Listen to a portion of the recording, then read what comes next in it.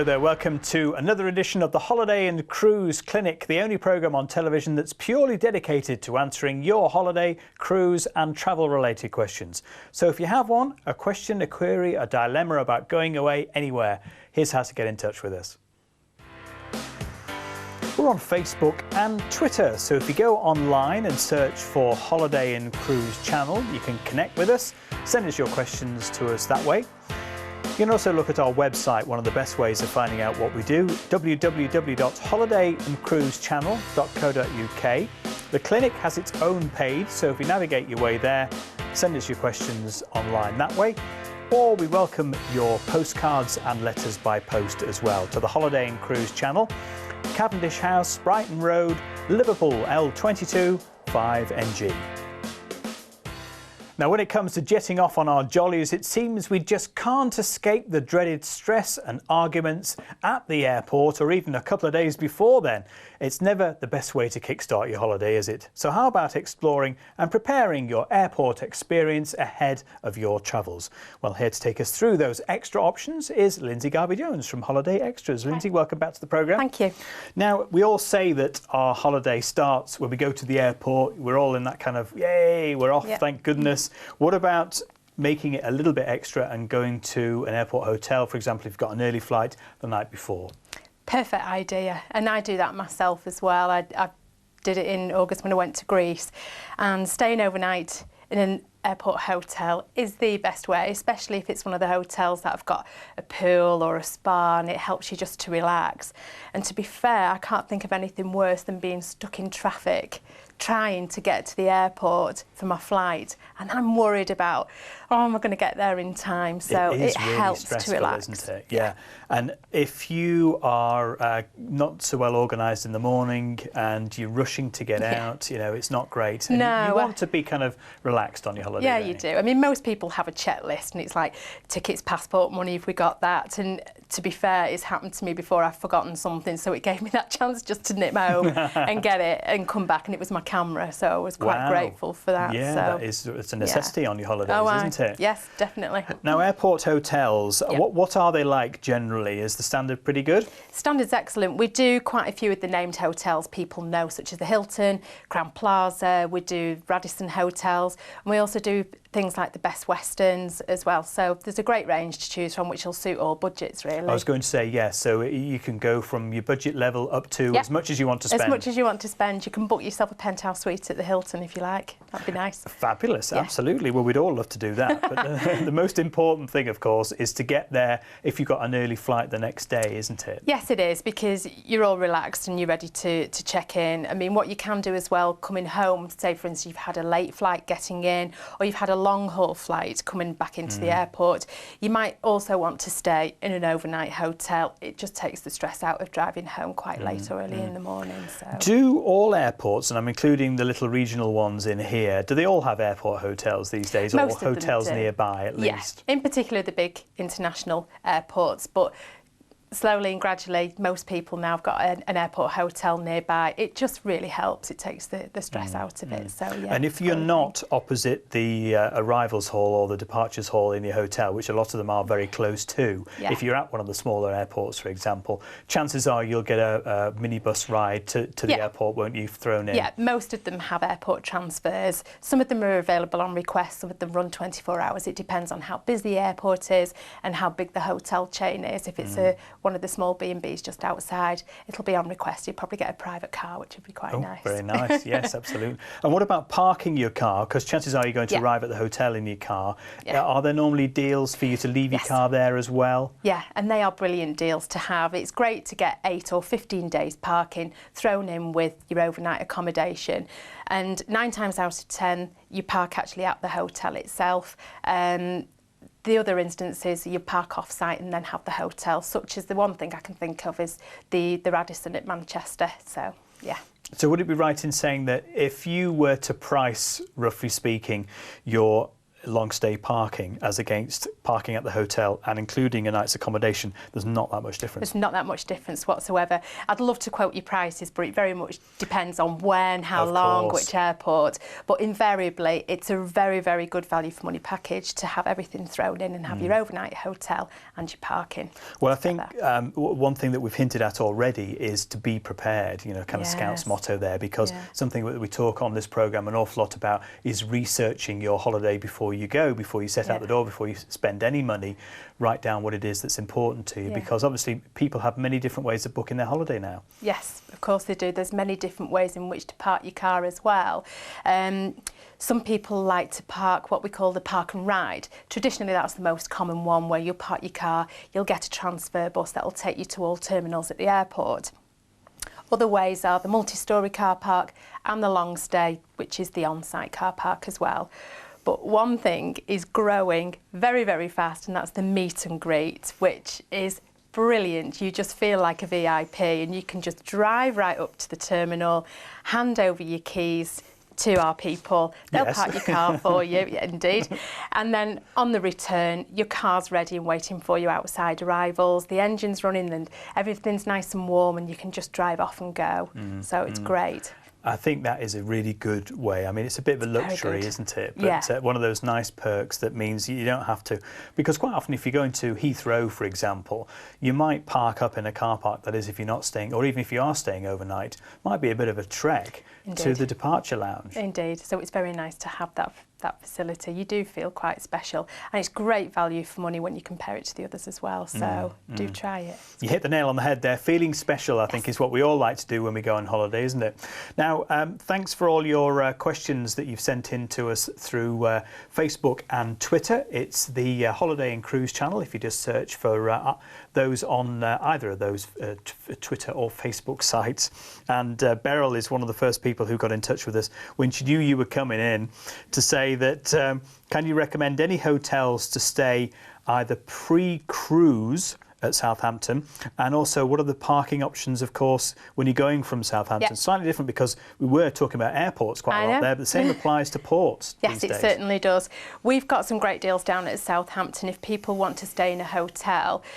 One of them, there's different options, is the Holiday Inn Express, and you can do a hotel overnight and parking included as well. And there's 24-hour transfers, there's a gym, there's free Wi-Fi, there's, you know, discounted dinners and breakfast, so it's all very, very good. If you didn't want to stay overnight, then you can use the Southampton car park, which is brilliant. That's only 15 minutes away from all the cruise terminals. What's good about the Southampton car park is that there are facilities for disabled and the elderly. They'll park your car for you, which is tremendous. And that's good. And then the transfers will take you and bring you back. Good, so. yeah. Well, of course, because Southampton is a very well-established port and has a huge amount of people coming in and out of it on a daily basis, all the options are there for everybody, aren't and like we say to everybody, whether it be an overnight hotel or indeed a car parking, the earlier you book it, the better it is. So, because then we can guarantee your price and availability. OK, Lindsay, we'll come back to some of your questions in a few moments' time. But let me move on and talk about once we've got to the airport, and there's a number of options there as well, aren't there? You know, you've got fast track speedy boarding, you've got airport lounge. Oh, it's brilliant. You can book these brilliant add-ons when you book an overnight hotel, or if you book indeed the car parking, you can book things like the fast lane passes. I bought some of those when I went to Greece in August, and it was fantastic. I could see this massive queue trying to get through security, and I had my little fast pass and I just went to the front, and it was great. I was like, there was Lindsay going. It was fantastic. It was really good. A good value for money. But yeah, there's lots of things.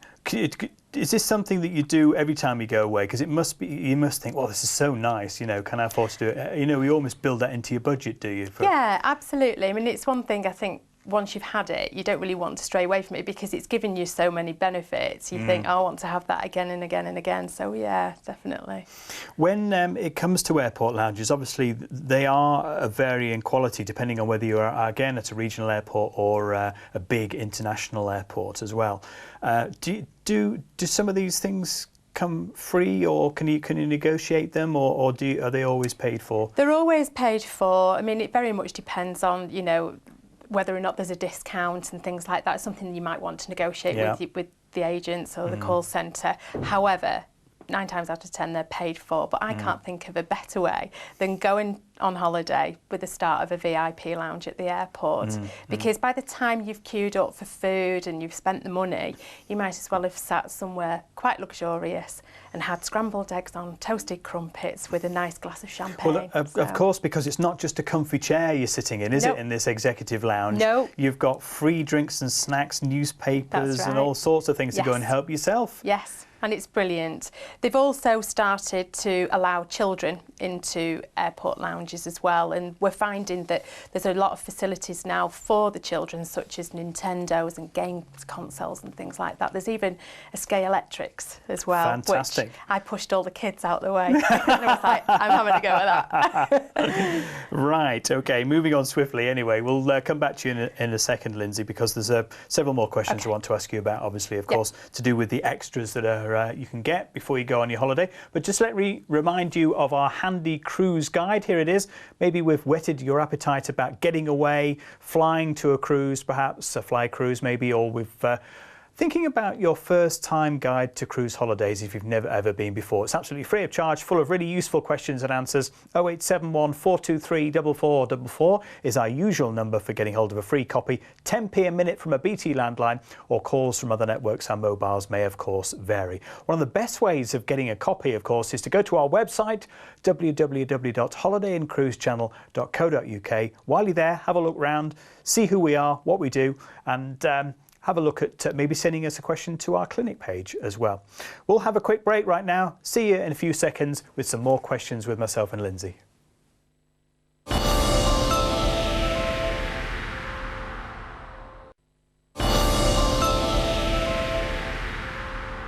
Hello there, welcome back to the Holiday and Cruise Clinic. Today we're finding out more about the holiday extras available to us at the airport. But remember, if you have a holiday, cruise or travel related question for any of our experts, here's how to get in touch with us.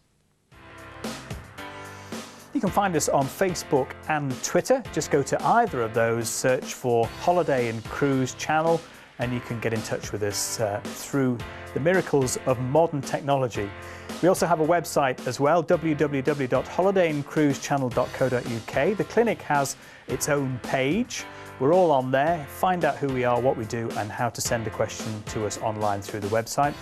And we also welcome your postcards and letters, traditionally through the post as well, to the Holiday and Cruise Channel, Cavendish House, Brighton Road, Liverpool, L22 5NG. Look forward to hearing from you. Meanwhile, Lindsay Garvey-Jones from Holiday Extras is still with me. Lindsay, we're talking about some of the extras you can get at the airport and just before you actually embark on your holiday. Sounds to me that what you're talking about, it's worth getting to the airport a good few hours earlier in order to make use of the facilities. Absolutely. I mean, I've done it myself. I know that you've done it as well, and it's a fantastic thing to start it early. Grab a night at a hotel, treat yourself to dinner, have a nice bottle of wine, and really just celebrate the fact that you're going away on holiday and enjoy and relax. That's what it's about. Yeah, absolutely, absolutely. We all work really hard, so having a holiday is very important. Now, go back to our viewer questions. Thank you very much indeed for getting in touch with us. You can send us a question, as I mentioned, through Facebook or through Twitter. John McCormack has done that and says, will my children be allowed in the airport lounge? I think we mentioned this briefly just before, or is it for adults only? Some are still adults only, but there's a lot of them now which will start to accept children. As I said, there's a lot more facilities happening now for children, which will keep them amused, and the adults as well. So it's nice to know that the family can be invited into the lounges and take advantage of what's there. Does that depend on where you are in the country? Yeah, far and wide. I mean, it's very different, but there's more and more coming on board, so do ask when you book. And are you just looking at airport lounges on the way out, or what about other countries as well? This is something that, again, is a real massive growing thing for people. Not many people know that we do them coming home from holiday. So we've got a lot of overseas VIP airport lounges now internationally. So we've got them from Rhodes to Rio, as I say. So always ask to see if that is available for your holiday or cruise coming home. And don't give me exact prices, but are we talking a lot of money to stay, to that VIP difference, or is it affordable within our holiday budgets? It's definitely affordable. It's in the teens. An airport lounge can start under £20 per person, and you'll end up spending more than that at the airport anyway. So for me, it's a brilliant thing to do. Yeah, because of course you notice this, don't you? Even if it's 4 or 5 o'clock in the morning, you're still at the go bar. in there and people are at the bar. They're at the bar having the pint of beer or a spirit or whatever, and I think it's one of those traditional laws that we all have to be at the bar at whatever time o'clock it is. But definitely by the time you've added all of that up, especially if you've got children and children allowed into the airport lounge, it helps. Because when you get through security, it's often a bit stressful. But then once you're on the other side, you're waiting for 2 or 3 hours quite often, Indeed. aren't you? Yes. And what's the first thing you do is probably go for some food. Yeah, go for some food, have a drink, because you have been up that long as well, and it feels like the middle of the day to some. So it's always nice to kind of go upstairs, relax, have a nice bottle of wine or some champagne and things, and just totally relax before your flight. Yeah. But put yourself in the VIP position. Very important, people. Absolutely. What about the way people are booking their holidays then? If they come to you through, or if they're booking online, would you automatically think of, because I'm thinking, how do you get all these extra packages to make yourself available to them?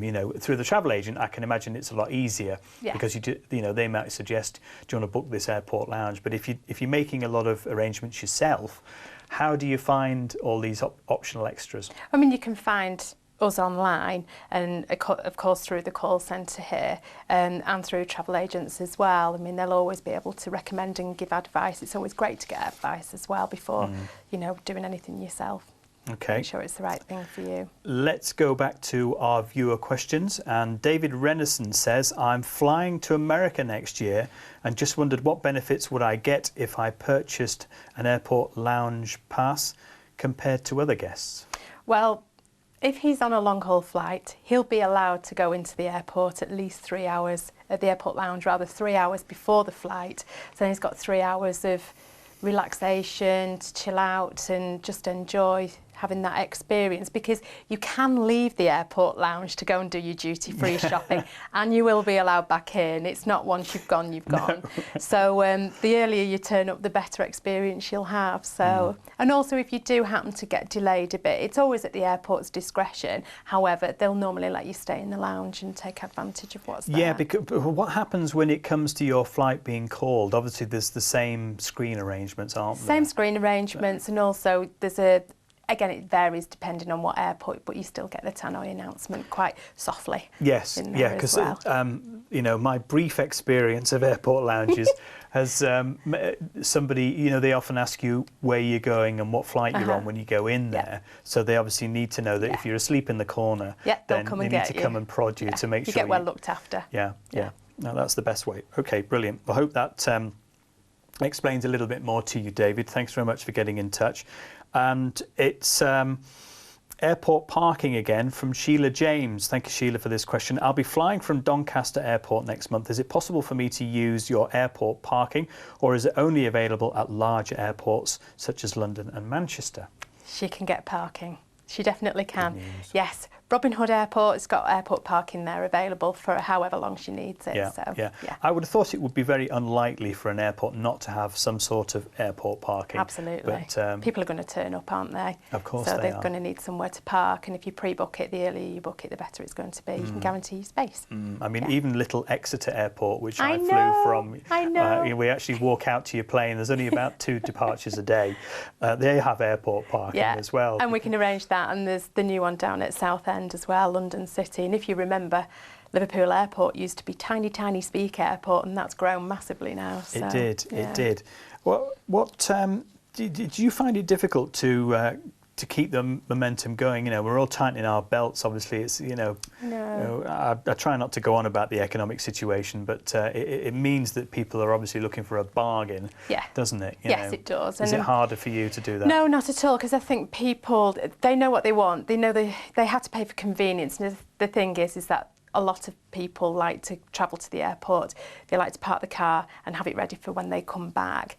And it's great value for money. A lot of people think it's very expensive, but actually it can be a lot less than what a taxi is. So, yeah, that's, I mean, it's a toss-up between driving there, going on the train, quite often if the train connects to the airport, which is only some of the bigger ones, or getting a lift. Yeah, isn't I think it really? depends on the time of your flight, because not everybody wants to be that kind of a friend who'll give a lift at 4 in the morning. This is true. And if the trains are there as well. So I think it's, you know, it swings and roundabouts for a lot of people. And I know it's one of those things people really want to tighten their belt. But I think, you know, what's coming through is the fact that people will not do without their holidays. They've worked hard. They want to go on holiday, and why not? So this just adds up a little bit more of an enhanced experience to their holiday, I think. What about the family situation and, you know, bringing the kids along as well? Obviously, you know, adults, it's fairly straightforward for us to go in there, isn't it, and book in. But if you've got a family of 4 or 6 or something like that? Well, if we're doing for groups of people, the lounges will accept groups on discretion, which we can arrange for them. But we do family rooms at the airport hotels. We put extra beds in there for a family of 5, for instance, which we get now. But of course, you know, the VIP lounges that more and more are accepting the children now, which is great for families. So there's something for everybody. Okay. And what can we look forward to for next year then? Do you think more continuing expansion or new things to look for? Yeah, I think there's going to be a lot of new things. There's going to be a lot of new different products happening, a lot of inclusions. Like I say, you can buy the fast lane passes when you're buying a parking or a hotel. You can buy, you can have your car valeted now as well. So if you want a nice shiny new car when you get back, you can have that done. So there's lots of different products that you can have as an add-on to your parking or your hotel. So I think there's going to be lots of different things to look out for. Brilliant. I look forward to that. Lindsay, thank you very much indeed for the moment, for telling us all about some of the extras that we can all get as we embark on our holidays and chill out on the way home as well.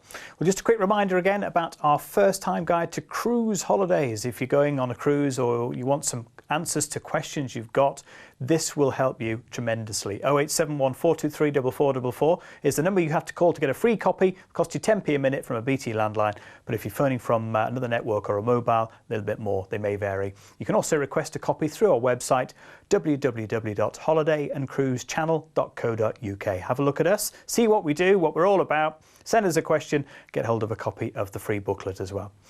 Well, that's all we have time for on today's edition of the Holiday and Cruise Clinic. My thanks again to Lindsay Garvey-Jones from Holiday Extras. Most of all, thanks to you for watching, and I'll see you again next time. Goodbye.